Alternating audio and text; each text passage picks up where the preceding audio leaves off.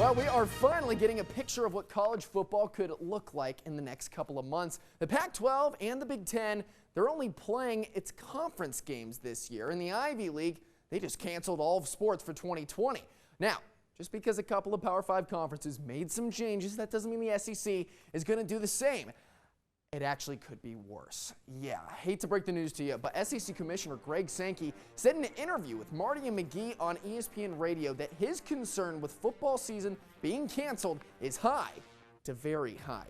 Well, that's not encouraging at all, but they are waiting to make a final decision until late July to see if the football season might be different or if it's just not going to happen. But right now, Sankey's putting together the numbers and the situation to see what the best decision is for the fall.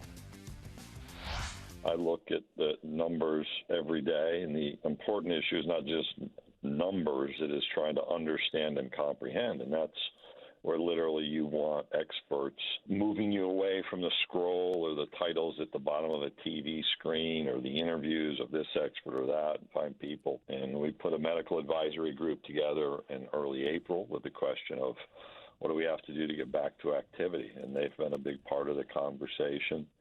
But the direct reality is not good. I don't like hearing that. All right, what are the people on Twitter responding to this? A. Hanks 6. He's got that John Cena gif where his face goes from big to small. And Nick Walters, yeah, he's been breaking stuff at the station all day. How about Shaylin? Yeah, she's been freaking out in her car. That's not a pretty sight. Michael, he responds with this cat gif. Yeah, I agree with the cat. No, thank you. But Mrs. Me, she says player safety first and applauds Mr. Sankey. I like it. You know, it's going both ways, but make sure to follow me on Twitter at Mr. Troy Lynch, and you can respond with how you feel about the news. And how about some actual sports? ISO Joe Johnson, Little Rock Central alum and former Hog, and also 7-time NBA All-Star. You know who he is, and you know he can do that. Overseas Elite against Heard That yesterday, and Joe went off in this tournament game. 17 points in the first half. Then Aunt Elmore tries to stop Joe. Yeah, that's not going to happen. Turnaround step back, that's good. Then once again, Joe backing him down, and he spells YMCA B-U-C-K-E-T. That's too easy. Let's get less physical, though. Joe feeling good from range. He was 5 for 6 from deep, and there's one of them. You got to remember, it's the first to 93 points. So this is a similar situation. Overseas Elite, 2 points from sealing the deal. And you know what my favorite energy drink is? Pretty easy answer. Bang. Yeah, Joe scored 35, grabbed 7 rebounds, and dished out 5 assists, making it one of the most dominant performances in tournament history. I felt good. You know, we came out, got off to a great start, took what the defense gave us, and we came out victorious. We had to stop turning the ball over. Once we stopped turning the ball over, getting good shots and getting stops on defense, you know, we was pretty good.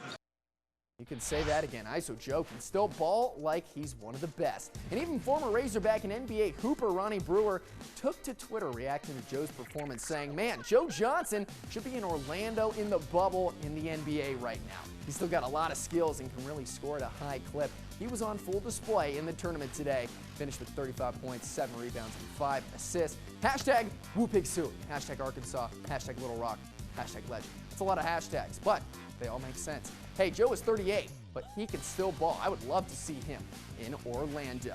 And you know what? There was actually another former Razorback playing for Heard That. You might remember Ja'Cory Williams. He played for the Hogs for 3 seasons, then transferred to Middle Tennessee.